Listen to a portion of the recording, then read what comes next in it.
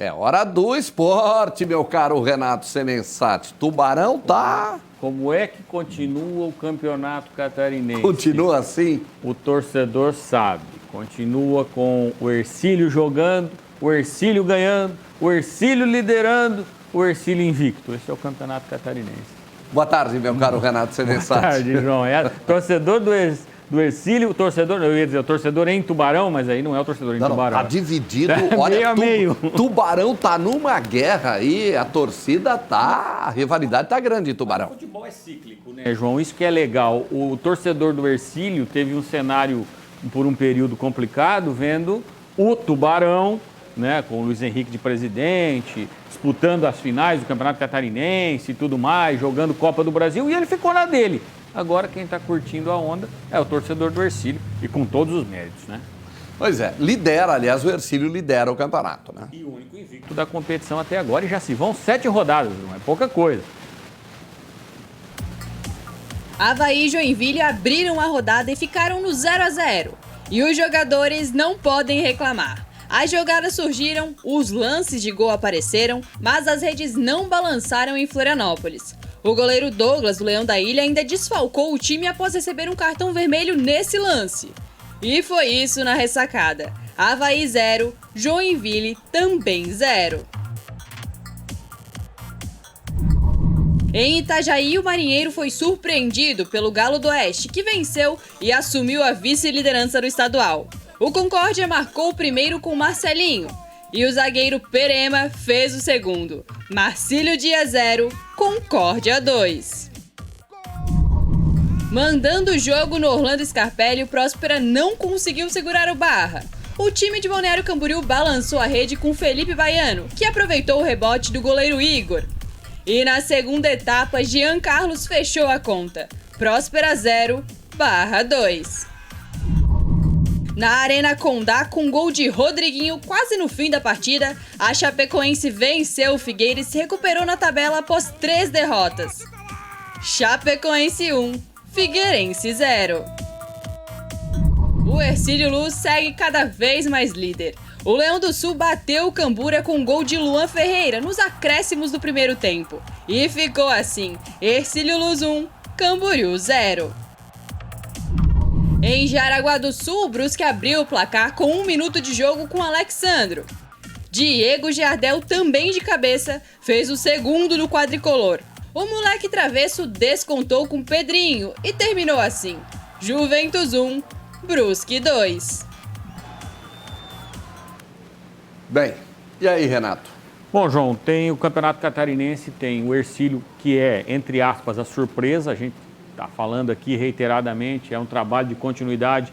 No sábado, aqui no Clube da Bola, nós recebemos o técnico, o Raul Cabral, da equipe do Hercílio. Ele falou, olha, para a gente que está trabalhando internamente, não há novidade, né? Não há uma grande surpresa. Por quê? Porque esse Hercílio vem treinando, vem trabalhando desde a Copa Santa Catarina. Então, é a base de time.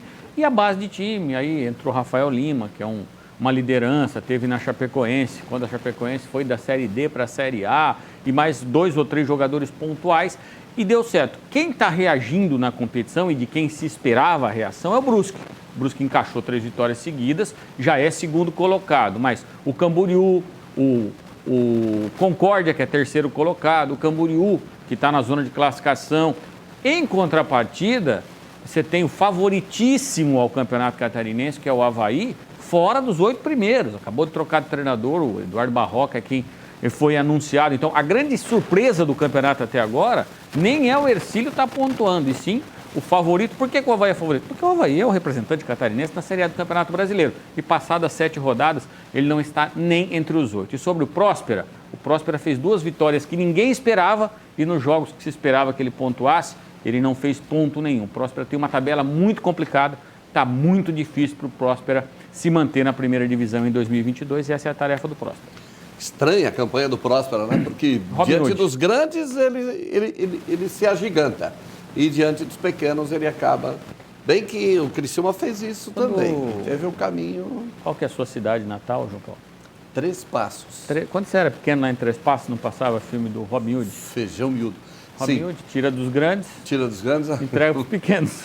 Tá sim, tá Robin Hood o time do Próspera. E o Criciúma, o que você viu sábado lá? Bom, vamos lá. O Criciúma fez um jogo treino no sábado, no seu centro de treinamentos, e jogou contra o Glória de Vacaria. Venceu por 2-0, o Thiago Marques fez um gol com 4 minutos, depois do segundo tempo, aí já os times todos trocados, o Criciúma fez 2-0. Serviu para o técnico Claudio Tencati fazer algumas observações. O Marcelo Hermes acabou de chegar, deve entrar nesse time e é o que o Criciúma tem. No pós-jogo, o Tencati foi bem tranquilo. Nós estamos evoluindo em relação ao Atlético Paranaense, embora eu gostei mais do jogo contra o Atlético, mas a parte física está muito pesada, os jogadores estão sentindo. A partir de agora solta essa parte física e os jogadores têm um desempenho melhor. Mas o presidente Anselmo Freitas deu uma entrevista na Rádio Eldorado e falou: eu esperava mais, porque tratei como jogo, concentraram, esperava pelo menos mais correria, mais empenho, e não vi. E aí um outro diretor deu outra entrevista e foi na mesma linha. Aí o Tencati na entrevista coletiva disse: não, pois é, mas temos que ter calma, essa coisa toda. Agora, é o preço que o Criciúma está pagando por não estar na primeira divisão de Santa Catarina.